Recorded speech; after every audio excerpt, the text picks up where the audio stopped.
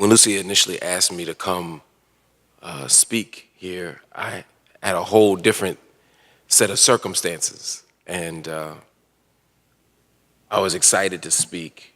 And now I'm facing a different set of circumstances, and the world is facing a different set of circumstances, and I am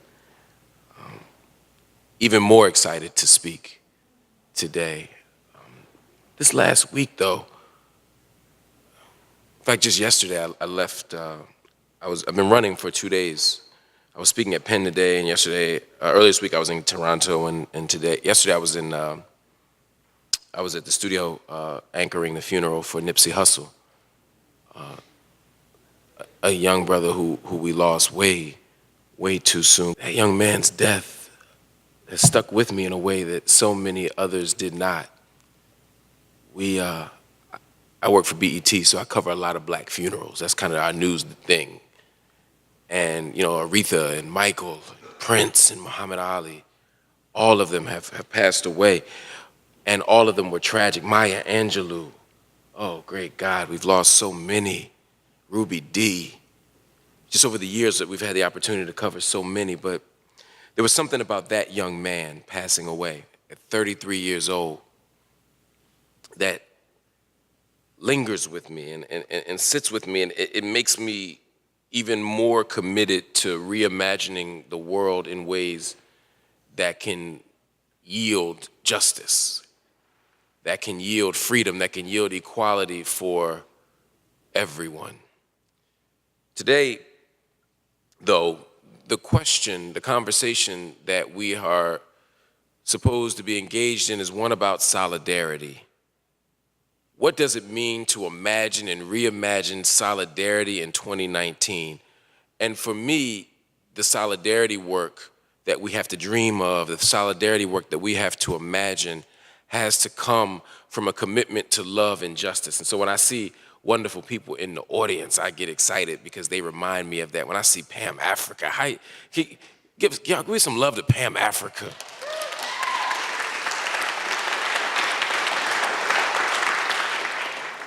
I can't explain to you all how much I love and adore Pam Africa. She is everything you could imagine in an activist and an organizer and a friend and a mentor and an elder. She is consistent. She is fearless. And I've seen so many instances where people have not turned off their cell phones.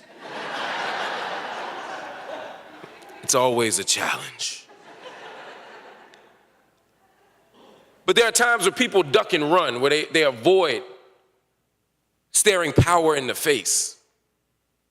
They have positions of power, they have jobs, they have titles, they have money, they have resources, they have positions, and yet they don't use those things in the service of justice. And when this sister stands up, the minister of confrontation, that's a hell of a title. I aspire for that to be my title or something. I want to be the minister of confrontation, because you need someone who's willing to confront power.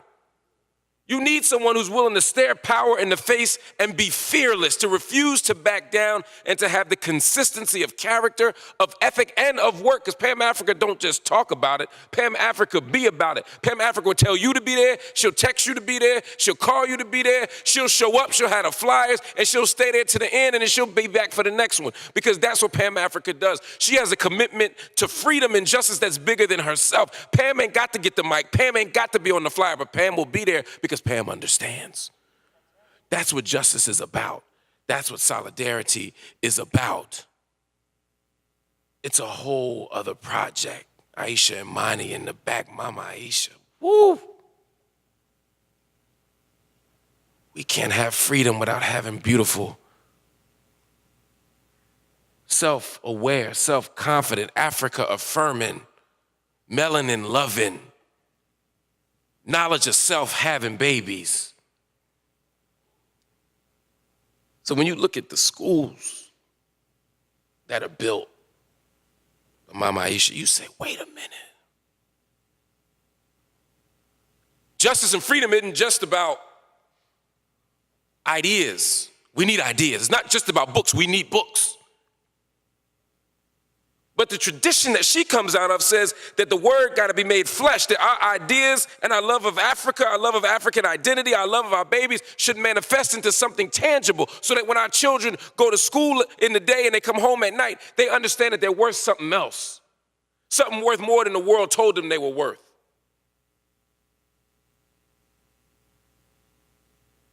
She models what it means to love our community and our children into a new sense of purpose, into a new sense of self. Yeah, they win the state basketball championship too now. They ain't playing with that. I'm impressed. And she managed to raise a good Kappa man, the greatest fraternity known to God and man. So if you can do that and build a school, he ain't much of a basketball player though, Greg. Now that guy, man, Greg Corbin is here. Some of y'all know him as Just Greg. He got that name on the basketball court. Is he good? No, that's just Greg.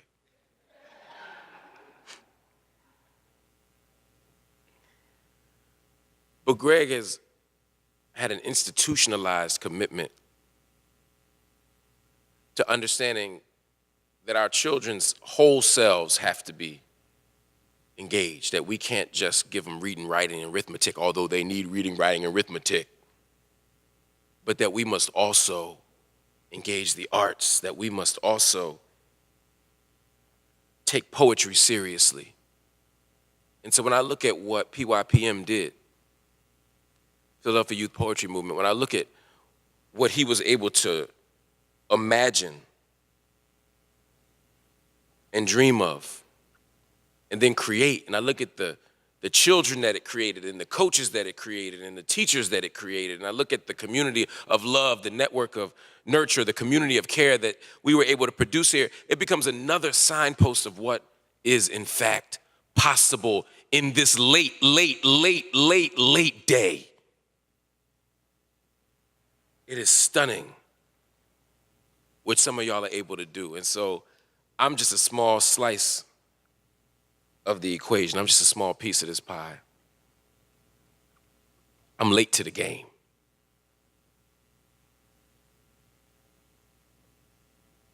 Greg alluded to solidarity and what solidarity means and what it means to stand up.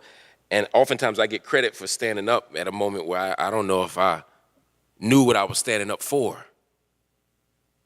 Y'all heard about this whole CNN thing, right? Yeah, me too. It's a fascinating thing because in many ways that becomes the entry point into what I want to talk about tonight, which is about political solidarity. I was in Palestine. I was leading a delegation, actually, of Philadelphia-based artists, poets, teachers, organizers. I took my money that Temple gave me, and I used it to bring this 10-person group of cultural workers to Palestine, and we traveled to Jerusalem. We looked at the home evacuations that were happening and the home expulsions that were happening in Jerusalem. People being pushed out, watching Israeli soldiers going through people's homes and weighing the garbage to see if they were really living there. And if the garbage was too light, they could get pushed out. Going in people's refrigerators to see if there were eggs and butter as an excuse to say, because if you're in the West Bank too long and you don't got eggs and butter in your refrigerator, we're gonna take your house. We looked at the ritual humiliation of what it means to go through checkpoints in Khalil or Hebron, where children 4, 5, 6 years old gotta go through a turnstile to go to the store, gotta get frisked and searched by a police officer or a soldier with big weapons. We looked at that kind of ritual humiliation, and we kept going. We went back to Jericho, and we looked at the way that people on that, remember Jericho Road, the winding, meandering road that Dr. King talked about on April 3rd, 1968. When you look at that road and you look at the fact that you have to go through more soldiers and more checkpoints, you have to go through structural inequality to get from Jericho to Jerusalem, and then you go to South Tel Aviv as an African immigrant, an Eritrean or a Sudanese,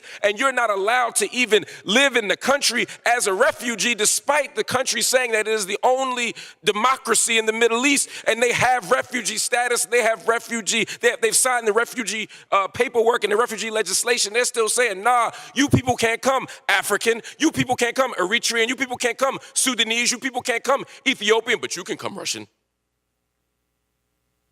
And we kept going. We had Christians on the tour who were on Via Dolorosa, the painful way. Via Dolorosa is the path that Jesus walked as he took the stations of the cross. And right as you get to the point on the path where Jesus picks up the cross himself, you're standing in front of another checkpoint where Palestinian teenagers are being stopped and searched and frisked. Every 5 minutes, you can set your watch to it.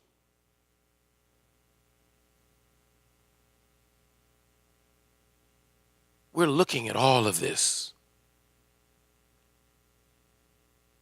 Our last day, we went to Khan al-Ahmar, a village of Bedouins that is being destroyed. They wouldn't let them build schools. They wouldn't let them build playgrounds. It's not that they didn't have the vision like Mama Aisha. They had the vision to build schools for their babies. They said, you can't do it. So they took tires and they took mud and they built a school out of tires and mud so their children could have a shot at education, because they, like black folk in America, believe that the animating force to access the democratic citizenship and the spoils of democratic participation was education. So they said, let's do this. They built the school and now they're getting torn down. We saw all of it. Then I got on a plane and came back to the UN. So I was energized to talk about this. I've spent many trips doing this, but I got off the plane and I was asked to speak at the Day of Solidarity with the Palestinian people. Now, I was excited to be there. I'm not a Palestinian. I wasn't asked to come as a Palestinian. I was asked to come as a representative of civil society. Every year, a representative from civil society comes and speaks at this event. So I came. I even wrote a speech. Now, anybody know me, know I don't write speeches. Don't get mad, Lucy. But I said, I'm gonna write this one. I ain't wrote a speech my whole life. I said, I'm gonna write this one, because I wanna be careful. I don't wanna get in no trouble. Right, God's still laughing. So I wrote the speech on this 11-hour flight.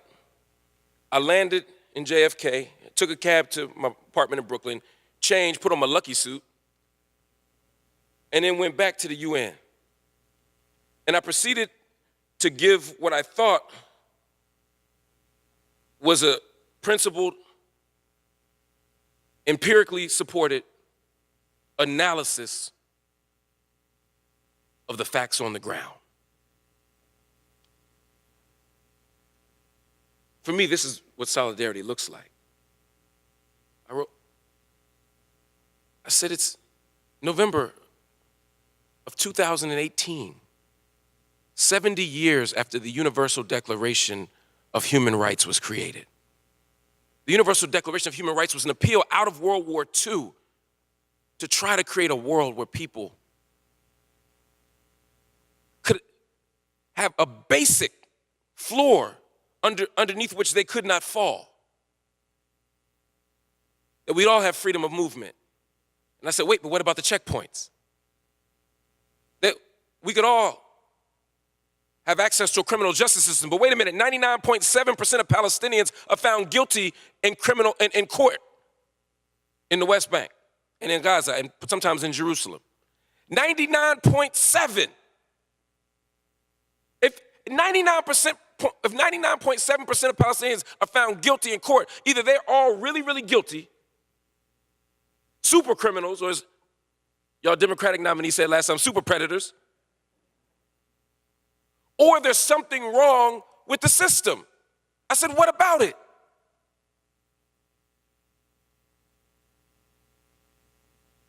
Everybody's entitled to a nation state. Everybody's entitled to have a citizenship. But if you live in Jerusalem, you don't have a country.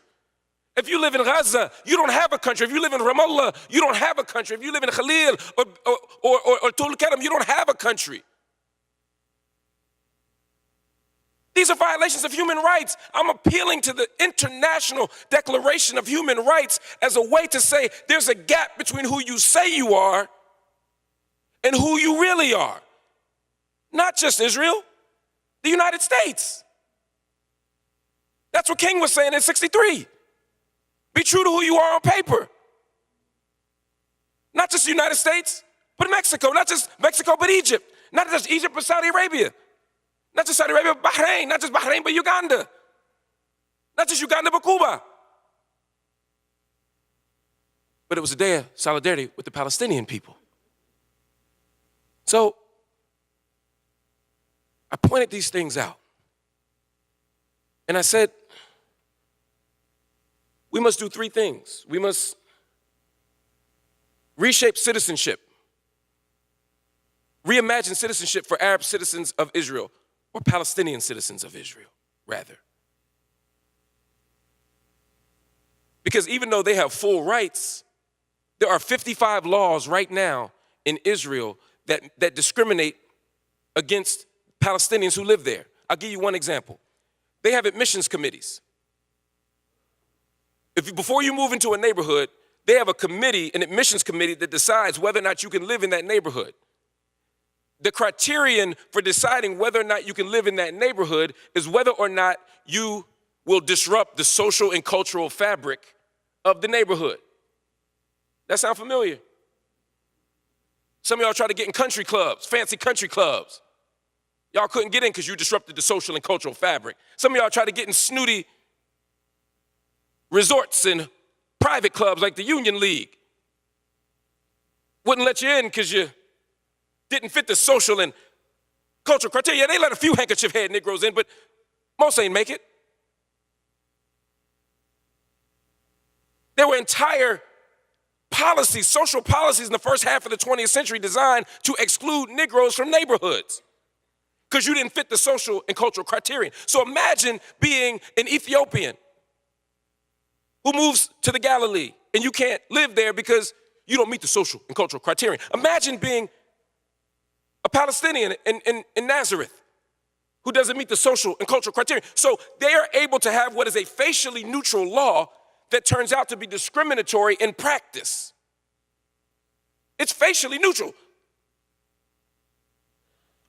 Grandfather laws, clauses for voting were what? Facially neutral. Anybody who grandfather voted could vote, except we were slaves, so our grandfathers couldn't vote. It was facially neutral, but in practice it was discriminatory. This is the context in which I'm appealing. The second thing I asked for was a redrawing of borders to the pre-1967 borders. 1967 is the Six-Day War. And the third thing was the right to return home, haq al-auda, the ability to return home for all the people who were expelled. And then I said we must do what justice requires. We must have a free Palestine. Then I said those last 6 words that everybody remembers, the only people remember. I ain't gonna say them because y'all get all excited. You just say from the window to the wall.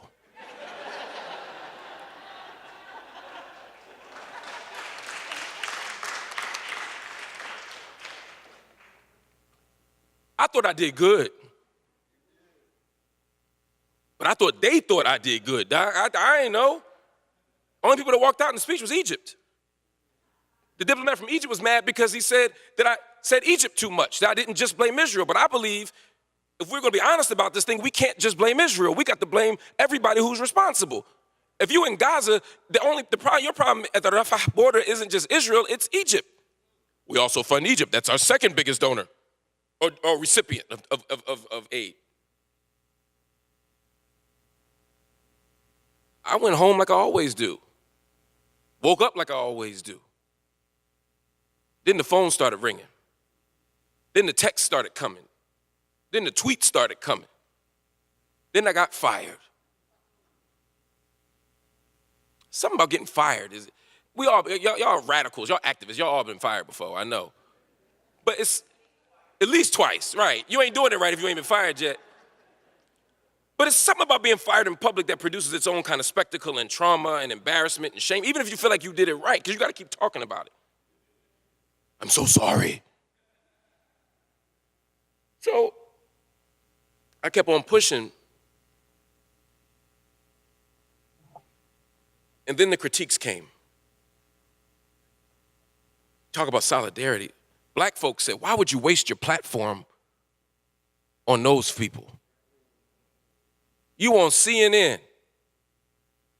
You get to advocate for black people every day. Why would you squander that platform for people that don't even like you that much?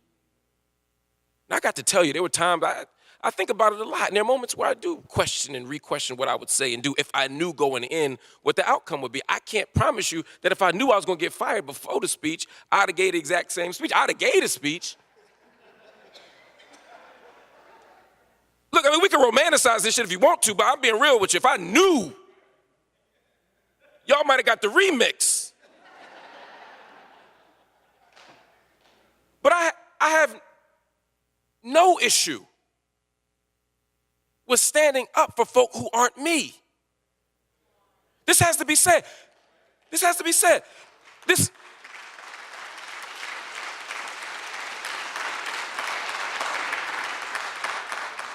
You could have spoke about reparations. You could have spoke about police killing us. You could have spoke about prison abolition. You could have spoke about environmental justice. Yes, I could have spoken about any of those issues, and if given the opportunity, I would. It wasn't open mic night at the UN. It was the day of international solidarity with the Palestinian people. And when given the opportunity, I will take it every single time. There's a history of this. I'm standing on sturdy shoulders. This isn't my thing. I didn't make this happen. When you look at the 1967 war, and you look the day after the 1967 war, you got black folk resisting. You got African people in America saying this is wrong. You get to the summer of 1967 when SNCC releases a newsletter, and we gotta say Ethel Miner's name. Because it's not just about SNCC, it's about this black woman who was able to write into existence a critique of Israeli occupation from the moment the Six-Day War ended on June 10th, 1967, and said, wait a minute, this is wrong. This is neo-colonialism. The same settler colonial project that has destroyed America and uprooted indigenous people here is the same project that's happening right now in historic Palestine. Wrong is wrong. This is the tradition we come out of. When Malcolm wrote Zionist Logic, Malcolm understood that there was a critique of Zionism, not of Jewish people. We love Jewish people. We love our Jewish brothers and sisters. We hate anti-Semitism. We hate injustice everywhere, but we have to be able to say that there's something wrong with this. But Malcolm didn't just have a moral critique. Malcolm had a political analysis. Malcolm understood that colonialism and white supremacy and capitalism, just as Dr. King understood, were interlocking mechanisms and forces, and we couldn't fix our problem here if we didn't understand the problem all around the world. We needed a transnational analysis. So Malcolm found inspiration in 1952, the Egyptian Revolution. He met with Gamal Abdel Nasser. He understood what it meant to stand up and defend the Suez. He looked to Ghana, Kwame Nkrumah, and his revolutionary example, and the interplay between the two. Because remember, he comes to Lincoln University of Pennsylvania. Right here in Philly. We don't need to go to Howard.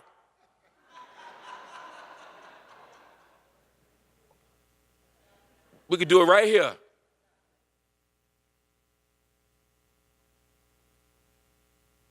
He looked to Fidel Castro in 1959. He understood that each revolution had a slice of analysis that could contribute to what we're doing right here. Malcolm understood. Dr. King understood. Don't let them tell you that Dr. King didn't understand and didn't have a critique of Israeli occupation. Yeah, Dr. King went on the whole right side of this thing. Now, I ain't gonna pretend, but he understood by the time he was about to pass that something had happened in 1967 that made him uneasy. He didn't want his name added to the list of signatories. He didn't want to just show up in Jerusalem. He didn't just want to show up because he did not want to have given tacit approval to what was happening. My dear sister Angela Davis, my dear sister Alice Walker, my dear brother and friend Mumia Abu Jamal, long distance runners, black folk been fighting for this stuff for a long time. Now you could say it's a logical fallacy though, just because you say other people did it don't mean it's right. True. But they didn't just do it, they articulated a persuasive and compelling analysis that demonstrated that my oppression is tied to their oppression, and your oppression is tied to their oppression. And so any type of solidarity politics has to be animated by, but also undergirded by, an understanding of interlocking oppression. None of us get free until everybody's free. You can't be in here talking about black freedom if you don't care about trans freedom. And you can't be talking about trans freedom if you don't care about queer freedom. And you can't talk about queer freedom if you don't care about disability studies as a way of understanding the way that other able people are constantly marginalized and oppressed and erased. You can't talk about some of this stuff if you don't talk about all of this stuff. That's what makes some of these arguments disingenuous. It's not that we don't want to care about everybody, but we have to be able to care about everybody with their specificity. That's what makes all lives matter so dishonest. It's not that black folk don't think all lives matter. It's just the selective invocation of the claim at the moment when you're trying to articulate a particular claim against a particularly oppressed folk. In other words, if you want to say all lives matter, why you ain't say that when we were slaves? We need abolition because all lives matter. When we're hanging like strange fruit, put them down, all lives matter. When we can't sit at a lunch counter, when our money is counterfeit, when we can't eat a hamburger at Horn and Hardart or Woolworth on City Avenue, when you can't have your picture taken in front of the Washington Monument, but dogs can. We got to change this because all lives matter. Just last year, when Trump says that Somalians can't come in, and Sudanese people can't come in, and Syrians can't come in, and Lebanese can't come in, Saudi Arabia, you cool, Egypt, you can't come in. Where were the all lives matter folk then? When little black girls are getting dragged across their school desks, their schools in the school desk. When our children are getting carried out in handcuffs at 6 years old. Where do all lives matter folk then? When trans folk are being beaten in the streets, where's all lives matter? Highest population of teen suicide is LGBT folk. Why aren't the all lives matter people outraged? Solidarity means not that we don't say all lives matter, it's that we make the word flesh. That in every instance of human life that is being threatened, we address it with the specificity and particularity of their identity category. If we ain't doing that, then we're not being honest. We have to be willing, if we're going to engage in solidarity politics, to be honest, to struggle together, and to be self-critical. That means that not only should we stand with Palestinians, Palestinians got to stand with us. This has to be said. Now, sometimes it happens. I was in Ferguson, August 9th, 2014. Mike Brown is killed. The story of Ferguson isn't August 9th, it's really August 10th, when we galvanized and organized and mobilized to put a spotlight on a killer cop and a corrupt system. The third night, they gave us a curfew. They said, don't be out past midnight. I'm a son of Pan Africa. I ain't go out to midnight. By 2 o'clock, they were tear gassing us. By 3 o'clock, they were shooting at us. Next night, tear gas, tear gas, tear gas. All the major outlets, CNN, Fox, MSNBC, it's not tear gas, it's just smoke, it's a warning. Anybody who's been tear gas knows it's tear gas. You won't confuse tear gas with nothing else. We got tear gassed. Then we pulled out our phones and we got tweets from Ramallah, the West Bank. Miriam Barghouti says, we're Palestinian and we just came from a Gaza protest here in the West Bank. Because remember, Ferguson summer's happening in August and Gaza's being bombed in August, July and August of the same year. So the Palestinians were tweeting us saying, you gotta run toward the wind, brother. Here's how you wash your eyes out. Stand close to the Israeli soldiers because you can't get tear gas if you're standing too close to them. Yeah, y'all laughing, but that shit is real handy when you're getting tear gas. That's what solidarity looks like. But solidarity means that we don't just have a snapshot of a moment, but after that moment ends, what does our continued solidarity look like? It doesn't just mean that we tweet each other. It means that we organize together. We recognize our common struggle. We went with a delegation to Palestine that January, and we met with organizations. And we learned that the same organizations that are training Israeli police are training United States police. And in fact, local police departments in America are sending their officers to Israel to be trained or sending Israelis in to train them and vice versa. So many of the same policing tactics that you see in America, you also see in the state of Israel. This is not a coincidence. It's not just a similar circumstance. It's one institution in many ways that has multiple tentacles that's reaching out across the global landscape. We got to be able to understand that in order to stop it. But we also got to be self-critical because you cannot talk about the occupation of Palestine if we don't also talk to Arab brothers and sisters about the occupation of the hood.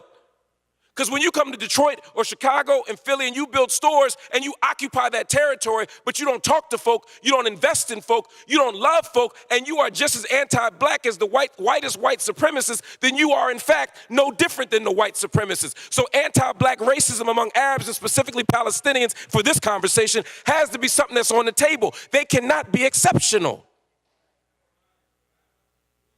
We got to be willing to be honest about that. Solidarity has to come with honesty. There is no reconciliation without truth. I cannot be your friend if I can't tell you what you got on is ugly. I don't want no friends telling, oh, you look good, then I get outside looking crazy. I don't know why he wore that.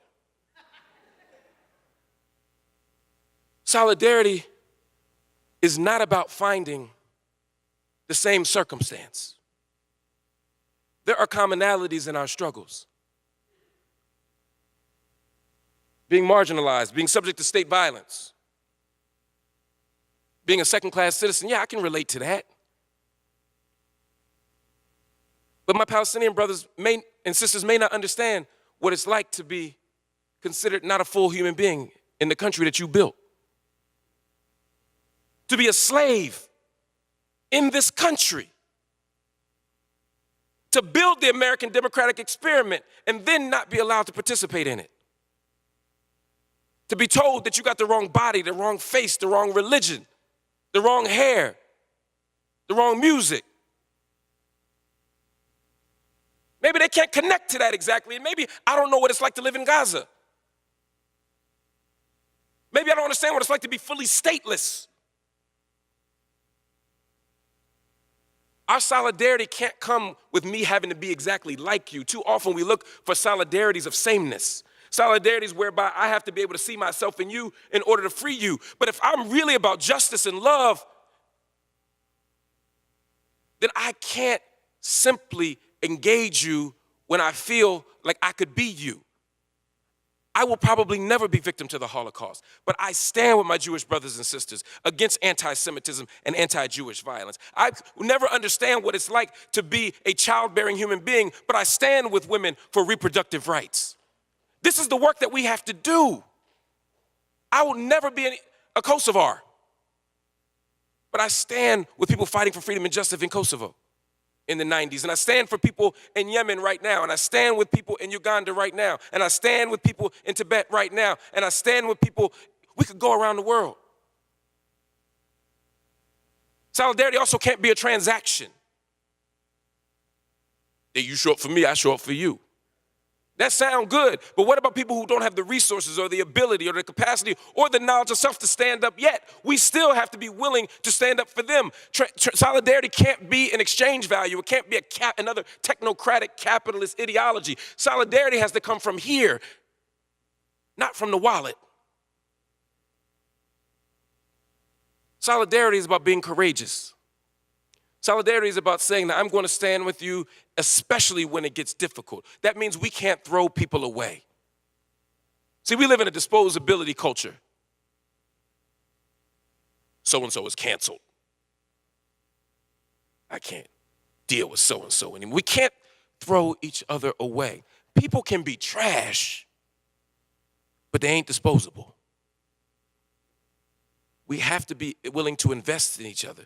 Don't call people out, call people in.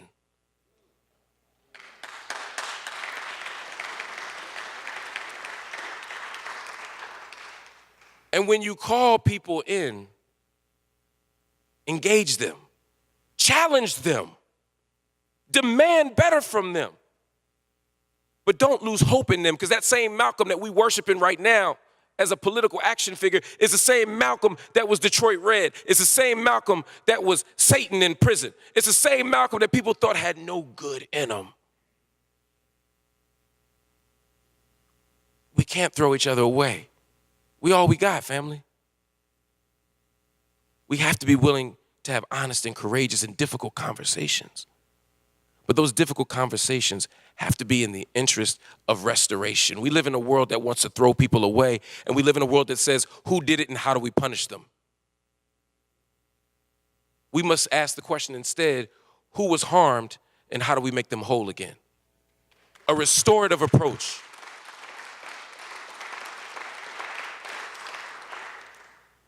And when we commit to making each other whole again, when we commit to loving each other more fully, when we commit ourselves to what Dr. King called dangerous unselfishness, then we can have a world of solidarity. Then we can have a world of collective struggle. Then we can have a world of freedom. Thank you. Free the land. Free all political prisoners. Free Mumia. I don't have a question. I wanted to say thank you. On behalf of AFSC, I'm the General Secretary, and I'm a Palestinian. I want to wear my Palestinian hat. I grew up in Palestine. My children grew up in Palestine, in Ramallah. I have colleagues here that are Palestinian. I just wanted to say thank you on behalf of Palestinians. When the whole thing came out with CNN, you should have seen my Facebook page. The solidarity that you received from thousands and thousands of Palestinians. Thank you for standing by us. It means the world. We do stand by you too. So I just wanted to say that.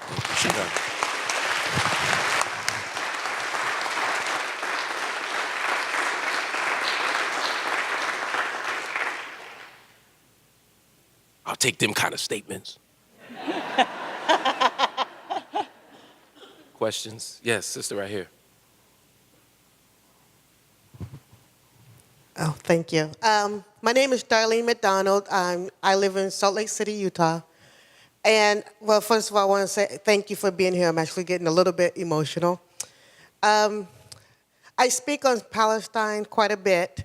Yeah. And as an African American, one of the things that I get a little bit of pushback on is why I speak on Palestine when there are so many issues facing the African American community in this country.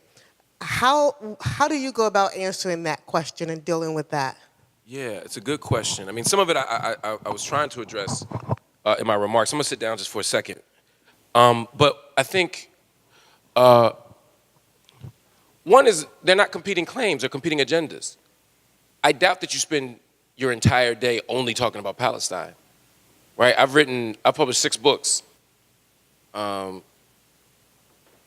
of them on Palestine. But you would think, that it's all I've done. I've been on TV, on CNN probably over this 8-year period, probably 2,000 times. I've talked about Palestine 3 times. Now that's because I did it right the first 2. But how can I put it? I think there is a genuine, so there's two things I want to say. The first is, I want to kind of understand where people are coming from. Black people are often the first people abandoned. We're disposable to politicians. Democrats, Republicans, they care about us till election day. After election day, they don't care.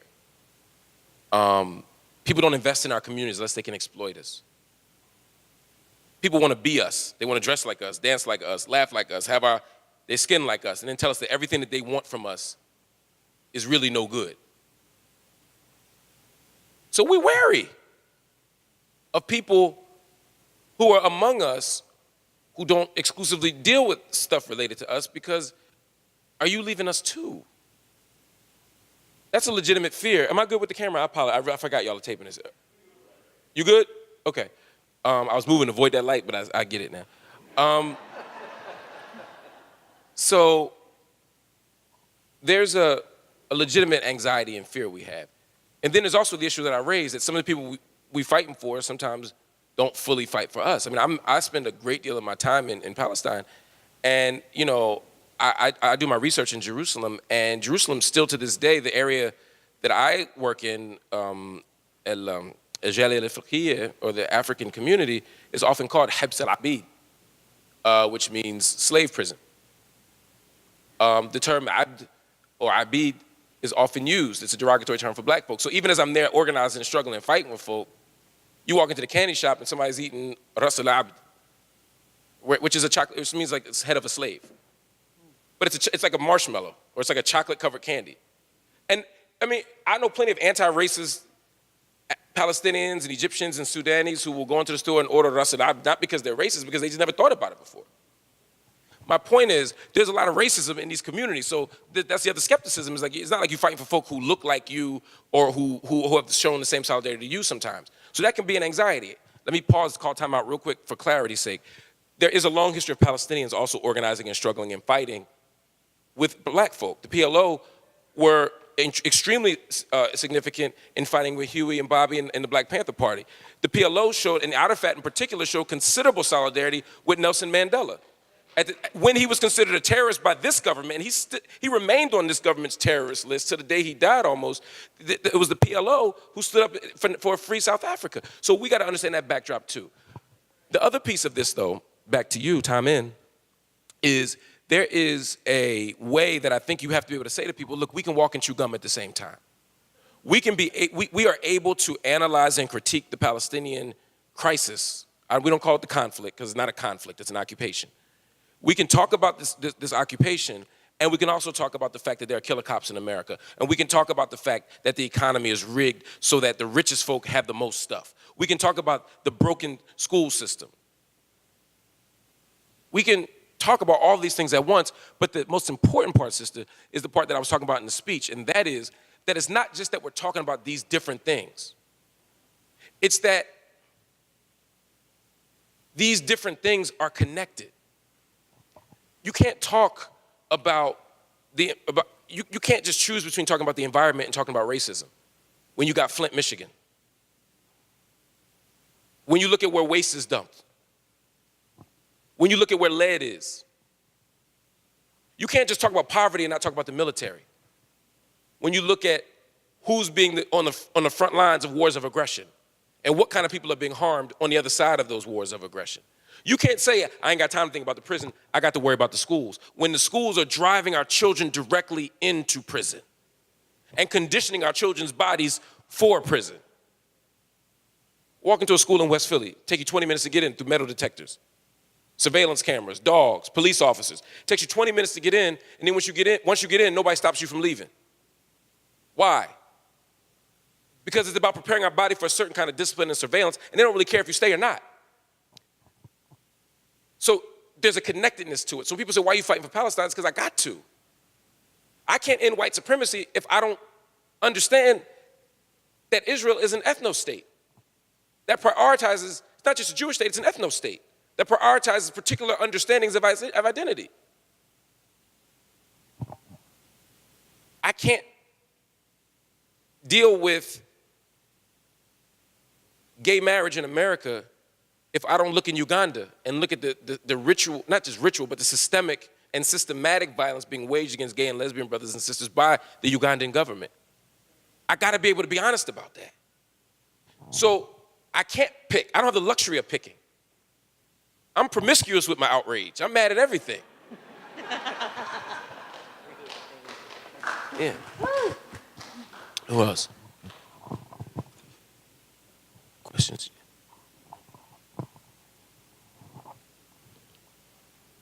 Hey, Mark. Name is Raza Khan. I just wanted to ask you a question. If they have policies, news reporters have special policies. The reason why I'm asking this is because I heard Chuck Todd say one time, it's not his job to make people tell the truth. I mean, if you're a reporter, now I'm not getting into no statement, but I haven't watched him since, but he got promoted to meet the press. Do they have a policy where there's certain things that y'all can't say to lying politicians? Nobody has told Trump to his face that he is a liar. It's a good question. I mean,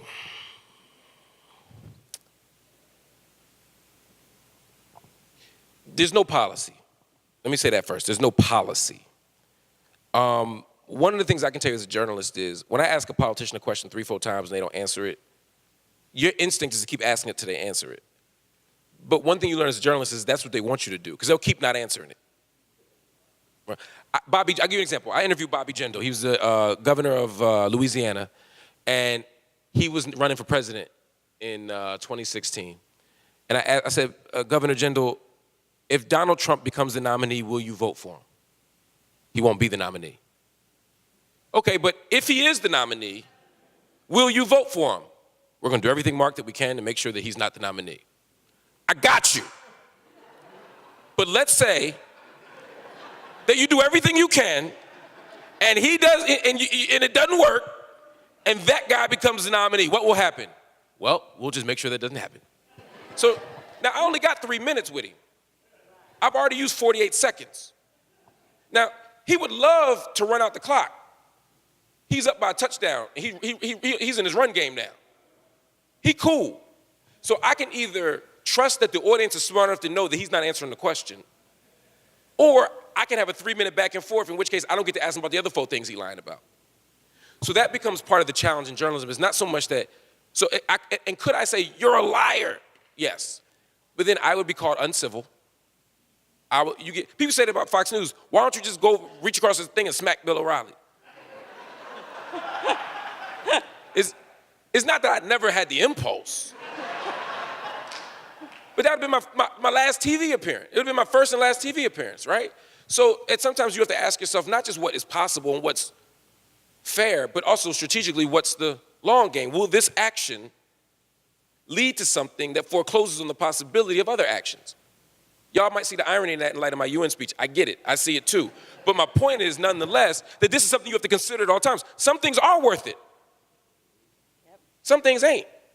And so that's the calculus people have. And so a lot of people just don't do it. And Chuck Todd, one thing I say about Chuck Todd, although we don't always agree, is that Chuck makes it clear that everybody knows you're lying. It's like, here's the thing about Donald Trump. You don't got to tell Donald Trump he's lying.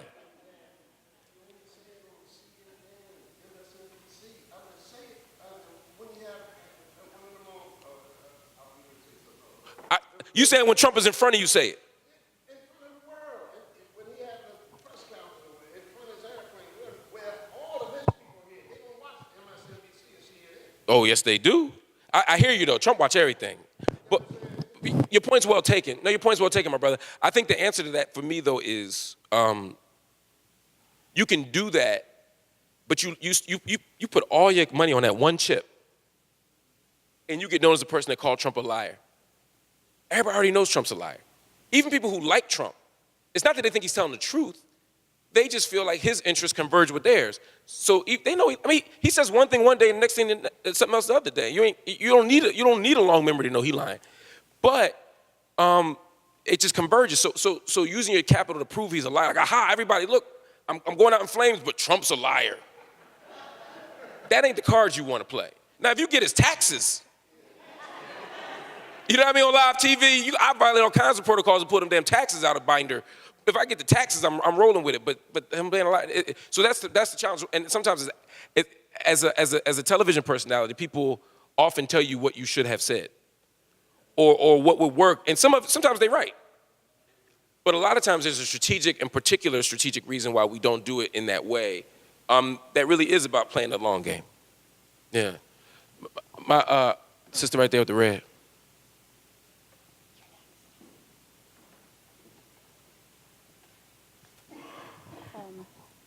Well, first of all, my name is Claire. I'm from Pittsburgh, but I originally grew up in Philly. And my question has to do with this troubling thing of Israeli police training American police for tactics to use against not just African Americans, that they come back here, but they come back here and they use against African Americans. What would you suggest that we do to push this issue more in terms of politicians? Because there's no addressing of it or admission of it, on not just in Congress, but on a local level, to stop this sending police over to be trained by Israeli police, and to help push the point of the oppression of Palestinians. Yeah, so let me say two things, and I want to go to my brother Marwan over there. There's a kind of, Marwan, I may have a better answer than I would about this because he's been dealing with it. I think, one, I want to be clear, the issue isn't police being trained by Israelis as such. We got to say that, right? Because it could lean into an anti-Semitic position of saying that it's bad just because Israel's doing it. And that's not the position we're taking. The position is that the particular tactics of policing of any modern democratic nation state are problematic, and they happen to be happening in Israel. If those same tactics were happening in France, I'd be just as alarmed. It just so happens that they're happening in the States.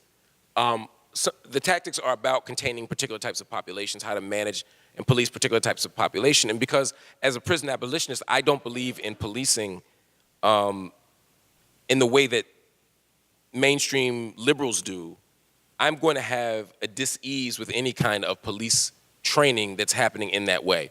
So I just want to make that clear. It's not how can we stop Israel from training us? It's how can we stop these kinds of policing tactics? And they just happen to be happening in Tel Aviv, or they happen to be happening wherever. That's the first piece of that. I think what you're beginning to see since the Ferguson summer is a lot more people pointing this stuff out. And there's a lot of local energy right now to try to spotlight these relationships and figure out what we can do about it. Marwan, can you talk a little bit about what you've been thinking about?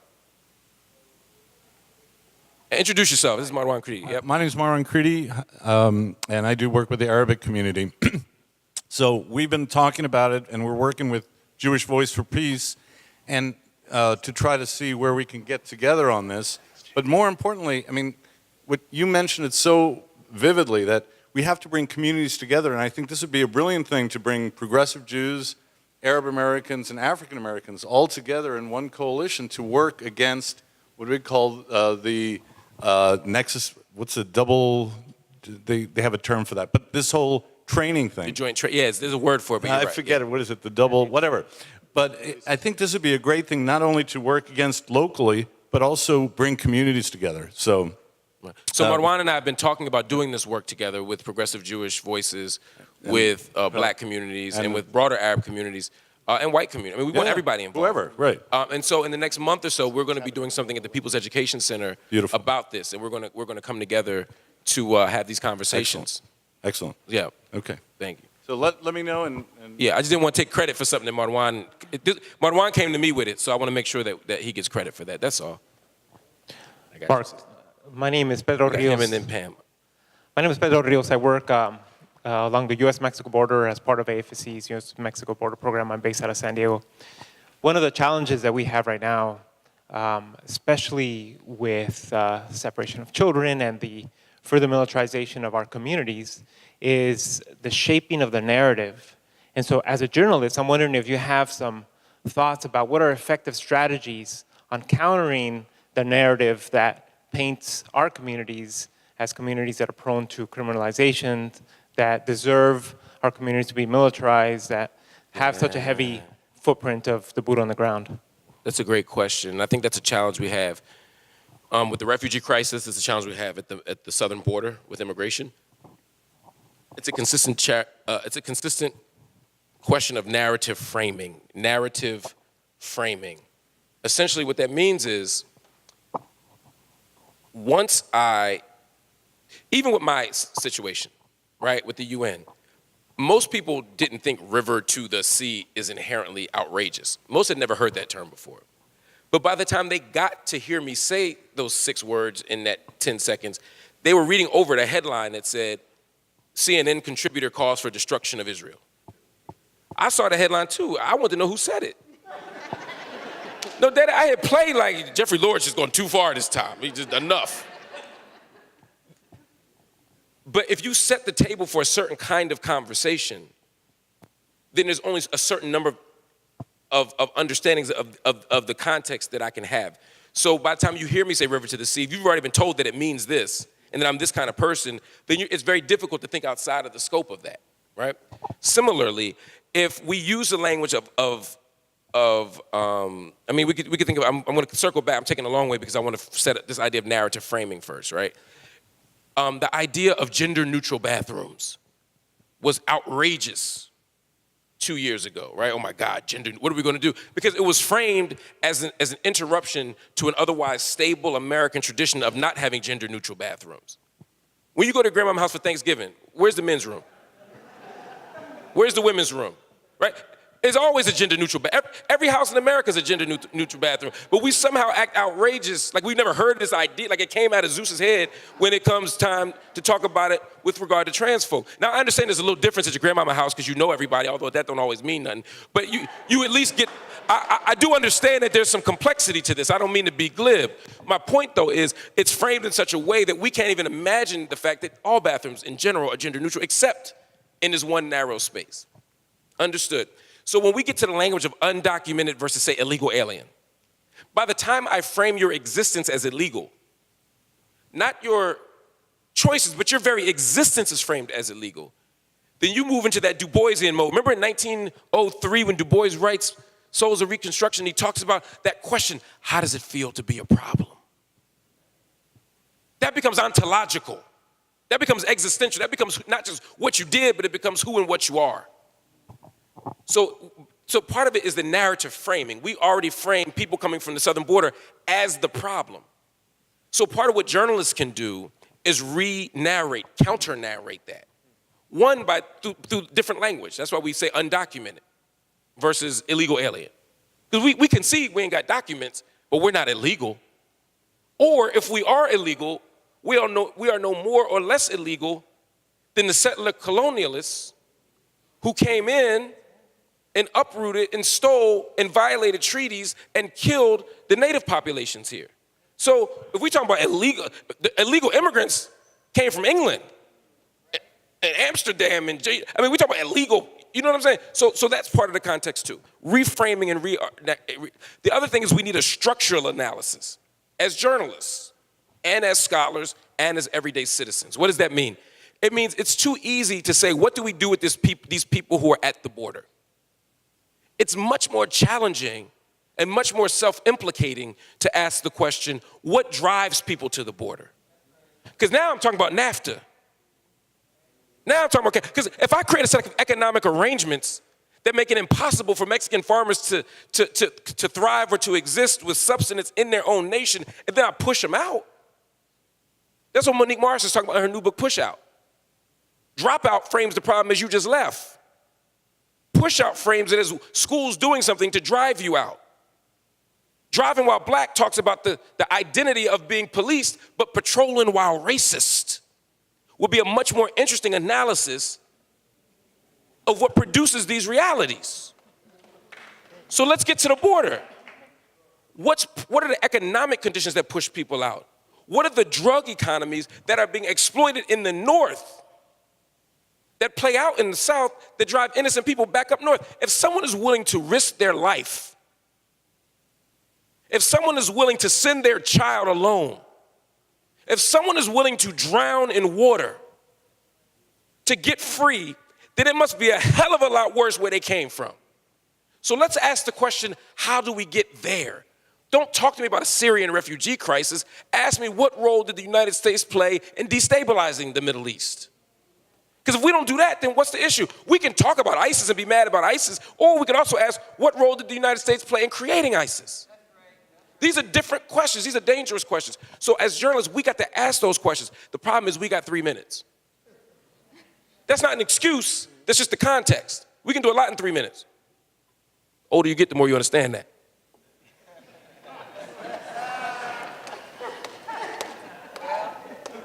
But you must, y'all, it's a late speech, y'all, you get what you get. But you must be willing to have the analysis and also not depend on corporate media to give you the analysis. So part of what it is, I don't expect CBS to give me the analysis. I don't expect CNN or MSNBC or Fox or ABC. But I might go to Democracy Now! And get something different. I might go to I might go to ProPublica and get something different. We got to look and create new media to raise these questions. Because once you raise these questions and change the analysis, the media will catch up eventually. But you got to lead them there, because they don't want to go there. Because going there is bad for business. Corporations don't have feelings, they have interests. We got to make sure that our interests converge with theirs by applying pressure. We got Hayden, we got Pam right after that. Yes.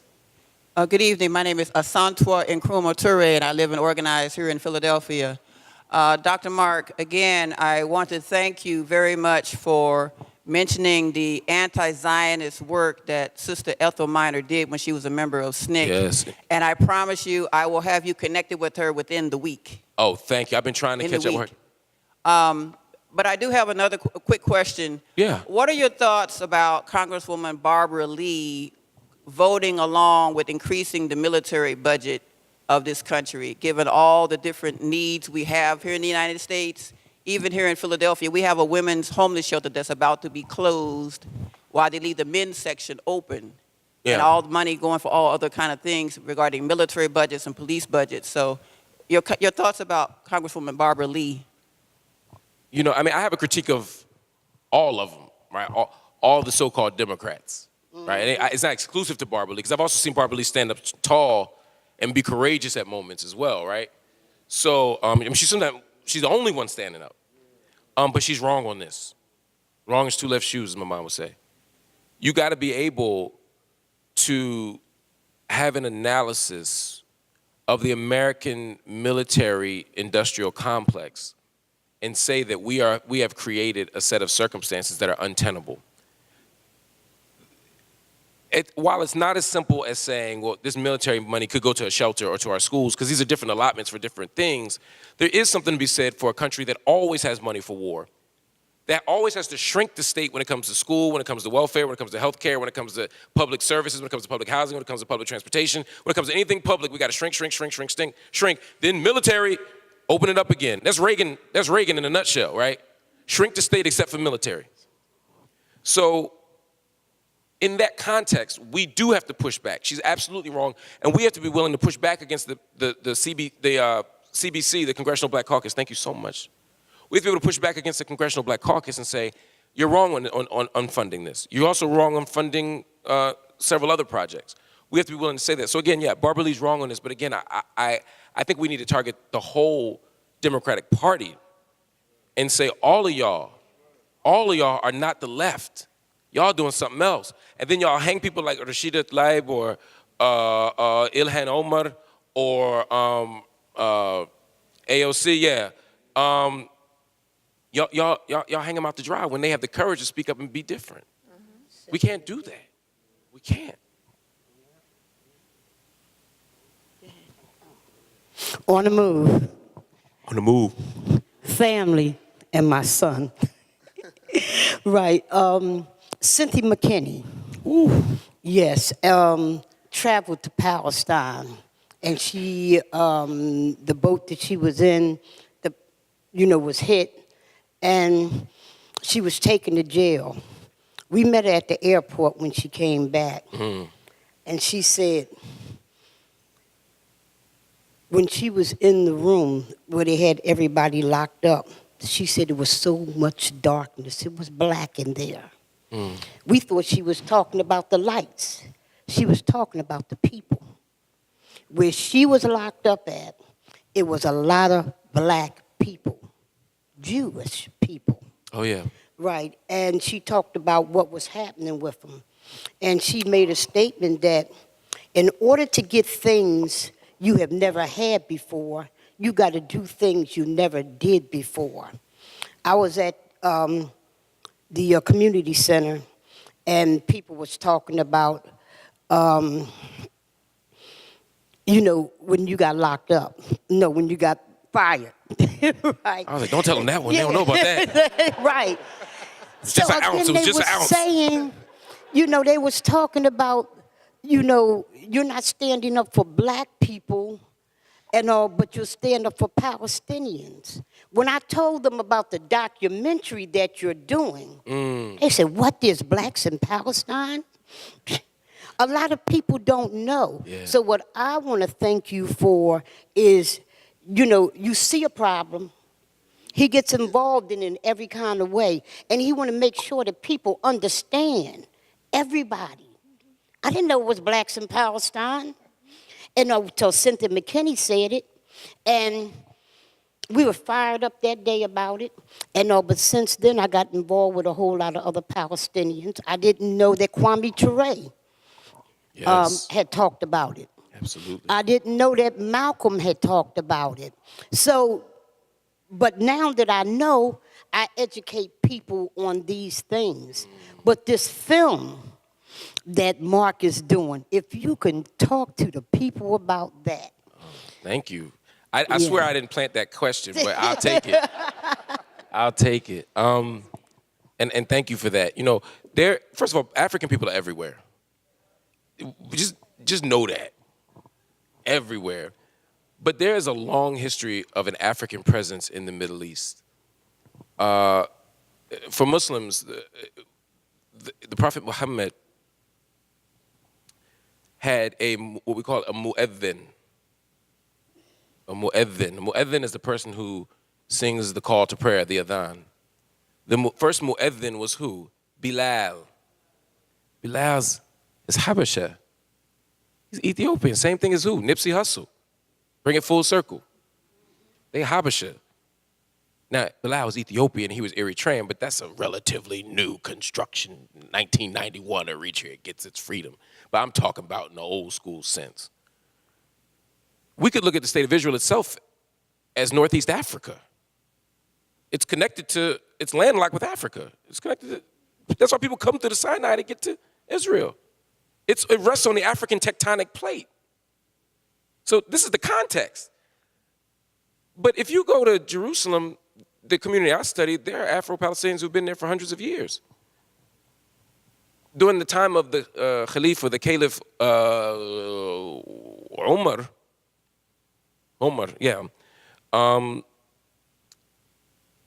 Africans came to guard Aqsa Mosque, the second holiest mosque in Islam.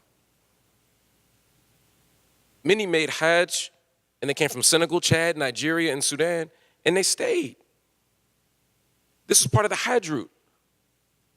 There have been, of course, there was a slave trade, obviously, and there are people who've been there thousands of years because of, slave trades, particularly in the Bedouin areas. But they've been there for thousands of years. Remember, Israel's 70 years old. This is the context. I'm not saying that the Jewish presence is 70 years old. The Jewish presence goes back centuries, goes back thousands of years, and that's a significant thing that we have to remember and keep true to. But there are black people in the Jewish tradition, and part of what I'm doing in my documentary, Black in the Holy Land, is showing in each of these areas where we exist. So in Jerusalem, you see the Afriqi-Palestinian, right? The Afro-Palestinians. But then you go to Jericho, and you see people who are like, I'm Palestinian. I've been here for thousands of years. I don't know what part of Africa I'm from because we're so mixed in, but we're clearly African. It could have been Shabba Ranks I was talking to in Jericho. You wouldn't know the difference. You go to Gaza, it's the same thing. There are hundreds of thousands of them. There are, when you look at the first Aliyah happens in 1892 and ends in 1903.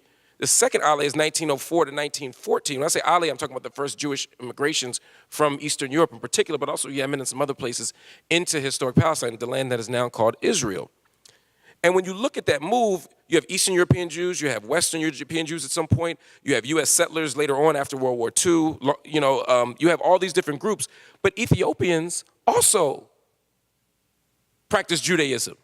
The groups that are called Falashins, which is also somewhat derogatory at this point, are practiced Judaism. And they also made Aliyah. Many of them didn't come until after 1985. Why? Because they weren't allowed to, because they were considered not Jewish enough. So this is the interesting thing. So the Ministry of Interior in Israel is controlled by the what? The rabbinate. So your Jewishness determines whether or not you can immigrate and get full citizenship as a Jew. And they said, well, your way of doing Judaism is different than ours, and therefore you're not Jewish enough. Understand, Ethiopian practice of Judaism is very, very old. And they, in fact, practice an older form of Judaism, temple worship, which is different than the rabbinical form that is often practiced by the people in the state of Israel, traditionally. Now, I understand we could have a very interesting theological debate about what rabbinical Judaism is, particularly in the context of Moses and how you could understand him as a rabbi, but that's not what I'm not disagreeing with that. I'm not here to adjudicate competing theological interpretations. This ain't like a hermeneutical exercise.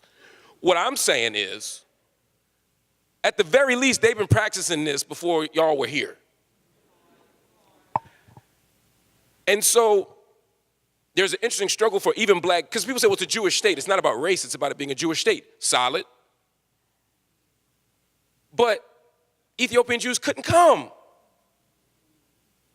There was a moment, remember Operation Moses, before Operation Moses, remember when they were trying to replicate Noah's Ark and they were bringing two of everything? They literally brought 2 donkeys, right? 2 of everything. Donkeys were able to arrive and live in Israel before Ethiopians could. This is the context. This is the context.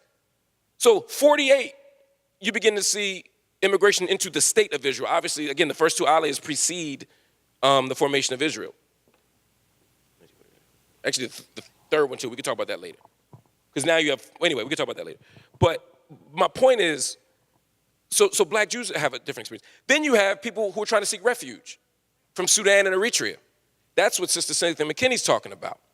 Because when you leave a country that's war-torn, you are able to go to another country and get refugee status. Now, you can't go everywhere. I can't get refugee status in Iran right now. But everybody who signed the refugee law and the international law, but also Refugee Act, says that if refugees come to our country, we have to keep them and give them refugee status. Guess who signed it? Take a guess. Israel. United States did too. We just be like, yeah, but you're not immigrant. You ain't refugee, right? So now you got Israel, and you got people from Sudan and Eritrea who are literally fleeing. I mean, people, you see what's happening in Sudan right now. Shout out to Sudanese people who fought for their own liberation and won. We saw this in the last 48 hours, but if you're coming out of Ethiopia or Eritrea in the 80s, you're coming out of Sudan in the 80s, the 90s, the 2000s, etc., you're just looking for refuge. So you leave, you come through the Sinai, you're not undocumented. Nobody's undocumented in Israel because they go up to the gates, up to the border, ducking bullets, stand there, get taken in by soldiers. You are supremely documented, right? And then you're dropped into usually a place like Halot. Halot was a detention center. And they put you, so basically you're a refugee and they basically put you in a prison. They don't call it a prison, but you gotta stay there. You can leave, but you gotta come back by 7 o'clock. They give you 12 shekels a day, which anybody who spends Israeli money knows 12 shekels a day is about $3 to $4. And the conditions are very tight, they're very oppressive, and they basically, the goal is to make you so uncomfortable there that you go back home. Even if you're an Ethiopian Jew and you make immigration, you have to live in an absorption center at first. Many people tell stories of absorption centers, particularly in the 90s, in the 80s, where they had to learn Hebrew before they could leave. They had to do all these things before they could go. Russian immigrants didn't have to do this. They're told that they can only live in certain neighborhoods. If you look at some of the debates, David Sheehan was here a week or two ago. Go on Google and look at some of the conversations that are happening. The Israeli government's like, oh my God, these Ethiopians are going to change our cultural fabric. There's going to be violence. We're going to be smelling berbere sauce everywhere. I'm with you. Some Yodoro what makes everything better, but they don't say it that way. So, as immigrants from Eritrea and Sudan, you come into the country, They don't give you residency status. You don't get refugee status. And they keep having to report every month, or sometimes had to report every week to this place, but they never get refugee status, so they can never work fully. They can never live where they want. And if you go to South Tel Aviv, right now it's filled with Eritreans and Sudanese and Ethiopian Jews. North Tel Aviv is something else. And so these kind of dividing lines across cities, same thing you see in East versus West Jerusalem, are these divisions that make brown people othered. So even if you're Jewish, there's still a hierarchy of Eastern European Jews, Western European Jews, US settlers, what they call Mizrahi, like the Yemeni Jews, then Ethiopian Jews, then white Palestinians, then black Palestinians, then African immigrants, then Cowboys fans. It's a hierarchy that it's very dangerous. Yeah. Oh, hello. My name is Sterling Johnson. I was just wondering your views on, you mentioned like sociology and thinking of African Americans as being the problem. And then I start to think of saviorship, people coming in wanting to help in all sorts of different ways and how they do it. In research, specifically in places like West Philly, like the children are always seen as the problem. We have to study them and determine their grit for them to be. I'm just wondering, like, how can we like that is the problem. Like, what do we need to do, especially with these helper people? There are there's the military. We know they're evil, but then there are these people that infiltrate. Sometimes the people who trying to help will do you the most harm. Ain't nothing more dangerous than white liberals, man, I tell you. Was that improper? Sorry. No. That's why I don't get invited back places. No, I'm half joking. But sometimes well-intentioned people can do harm if the intervention is framed. I'd much rather have an army of white liberal allies than Trump supporters, right? But once we're in the camp of allyship and we say, okay, my white liberal brothers and sisters, what can we do together? How can we work together? How can we fight together? Part of it is that support has to come through saying, not what can I do for you, but how can I support you? That's a very different orientation, right? To come in not saying, I'm going to save you, right? Think about all the movies we had to grow up watching. I mean, we had Lean on Me, which is a black version of it, but Dangerous Minds and Freedom Riders and Summer School and Dead Poets Society. It's always these extraordinary white people who don't bring resources. Right, they bring their charismatic impulse, some Tupac records, and then they want to save us from ourselves. Black folk don't need saving from ourselves. We need resources, we need support, we need allies, we need people who are willing to resist their own privilege and to discard their own privilege. White people need to be race traders. And in order to do that, you have to be willing, right, but in order to do that, you have to acknowledge the privilege itself. And so that's what allyship means. Allyship doesn't mean coming into my community and organizing me. It means going back to your community and talking to your folk, getting them in line. When Granddaddy says that racist joke at Thanksgiving, don't just be uncomfortable and be like, oh my God, my uncle's so crazy. Explain to them why it is. Resist. These are the kinds of moves we have to make in order to do that. But you're also talking about a deeper problem, right? Which is also how we frame us. Grit, resilience, these are terms we tend to talk about for the quote-unquote at-risk kids, right? Again, framing part of the problem, right? What does it mean to be at risk? To be human is to be at risk. Everybody's at risk. We all gonna die. We all could die right now. And in this world, we could die at any moment. But there's a particular framing that we have around our at-riskness. Our precarity gets framed in very particular ways. But the idea of grit and resilience concede to the existence of a world where we're going to have to be fighting against the odds. I don't want to celebrate black resilience. Although black folk have always been resilient, and we need to acknowledge the warrior spirit in all African people. I'm not saying we deny that, but that can't be the end game. The end game can't be that we just celebrate black resilience. We have to say, well, why should I have to walk through 3 gang neighborhoods to get to school? Ray Charles is extraordinary. You talk about a blind man in the Jim Crow South who lost his parents and became an international superstar. That's some extraordinary resilience. But I don't want that to be the template for achievement for anybody, right? I don't want to walk up to a whole bunch of blind orphans and be like, where your piano at? Like, come on, you can do better than that now. There has to be more structurally that we can do. And so terms like grit concede inequality. They normalize white supremacy. They normalize structural inequality. I'm saying the language, like I said to my brother here, the language and the narrative needs to be reimagined and rearticulated. Yeah. How you doing? Hey, sister, how you doing? Good. I am Nia Eubanks Dixon. I'm the youth director for youth for international youth programs. And what you're talking about, narrative change, is really resonating with me and the many young people that I work with across the world. We recently, to speak to the brother here, did a wonderful campaign called "We Are Not at Risk, We Are Agents of Change," because young people around the world were just saying, we're tired of using these racist colonial words to describe us and talk about us that's often framed in blaming young people for the circumstances in which they're living in. And so even when we look at words like marginalized, calling a young person marginalized, the difference between saying you are experiencing marginalization due to versus just saying to a person of color, you are marginalized, and how that's happening all over the world.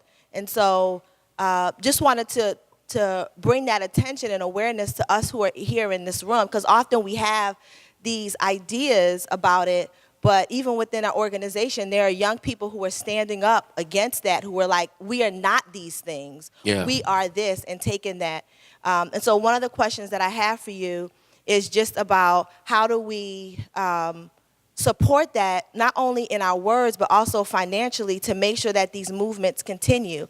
And in that vein, before you answer it, I just want to say to our community that there is an auction going on in Cherry Street Room to make sure that the We Are Not at Risk campaign continues and flourishes for the next generation of young leaders. And so one of the things that we have to do as a community is support our young people in reclaiming and talking about the narrative that they want to see in the world. So please, I would love to talk about how do we continue to support those narratives when those narratives do come out. Two things. One is we have to financially support people, right? We have to invest in organizations. Whether it's what's happening next door that I don't particularly know about, but or it's the movements that we have. Movements don't run for free, and a lot of us come places we enjoy the programming, we enjoy the food, we enjoy the speakers, and we don't drop a dollar in. And you know, we have to be willing to put our money where our mouth is if we really believe in this stuff. We have to. But the other piece of what you're talking about is part of what I was talking about with regard to Greg, and that is this idea of prioritizing and centering youth voices. When our youth talk, we know they're not at risk. We know they're not struggling readers. We know they're, you know what I mean? We know what's possible for them. We're able to re-narrate who they are when we create space. And so often we want to create, Paulo Freire talked about pedagogy, these prepositional shifts. He said you can't do pedagogy for the oppressed, right? You can't come in and do this work on their behalf. It can't be by proxy. You have to work with them. You have to work, you know, out of what they direct us to do. We have to be willing to be driven by them. When it comes to young people in particular, we have to be pushed and compelled by the ideas and the energies of young people. And one quick example of that is the Philadelphia Student Union. Look at their organizing work. Look at what they're shutting down. Look at what they're making happen. I've been on the board of PSU. Our goal was never to tell these young people what to do. It was to say, how can we support you in the initiatives that you want to do? It's to give guidance, but not to change who they are. We love them just the way they are. Yeah. I think we have time for one more question. Oh, sir, yes, the older gentleman in the back. Yeah. Hi, my name is Leonard. I have a question. As a result of the speech at the UN, what is the greatest lesson that you learned? Don't write speeches down. I'm 0 for 1. Good question. It's a really good question. What is the greatest lesson that I've learned? I don't know if there's a singular greatest lesson, but I would say one thing that I certainly learned, I think I underestimated, and this is something you can never do when you're at war. You can never underestimate your enemy. But you also can't misidentify your enemy. Jewish people are not my enemy. Israelis are not my enemy. White people are not my enemy. People who oppose equal rights for everybody are the enemy. And oftentimes people with power and privilege will do whatever they can to hold on to it. And I think what I underestimated was that if I was just on the right side of history, and that if I just told the truth, and that if I was just sincere, people would figure out that I'm not. Right? I was like, I've been fighting against anti-Semitism my whole life. So if people just look at the record, they'll know that I'm not anti-Semitic. I presume that everybody in the world operates in good faith. And a lot of people don't operate in good faith. Some people are committed to misunderstanding you. And you should never use your time and your energy and your spirit and your money and your tears and your blood trying to convince people to understand you who are committed to misunderstanding you. You can't do it. I also learned that I had a lot more support than I ever thought I did. As painful as the ordeal was, has been, and continues to be, I have received the kindest words, the kindest gestures, the most support and the most solidarity that I've ever have had in my life. I traveled to Palestine soon after the speech, maybe 2 weeks after, and I spent about a month or maybe 5 weeks there. And I was in Ramallah. I mean, I couldn't buy it out there. You know, people were just like, yo, we got you. But beyond that, it was like the people who had never been to the States, had never even met a black person, were like, yo, this act of solidarity meant something to me. People in the United States, in random places in the hood, be like, I don't exactly know what happened, but I know that shit was heavy. And I fucks with you, son. And that kind of energy, for me, was like a balm to a heart that was extremely wounded. Because you get world weary doing this stuff, and I'm only 40. You know, many of you have been doing this much longer than I have. Many of you, you know, again, my white brothers and sisters in the room have been fighting for racial justice and social justice your whole lives. At times where it's been challenging, you've had to speak up and be that voice in the room when it was uncomfortable, when it costed you a job or a friendship or status or a title or a membership. Many of you have, black people have spoken up for these issues and had to pay a price. And so I'm not a martyr. I'm not a martyr. But the kind of care and love and support I got from the people has made me even more certain. In fact, I have never been more certain than I am right here and right now that we will win.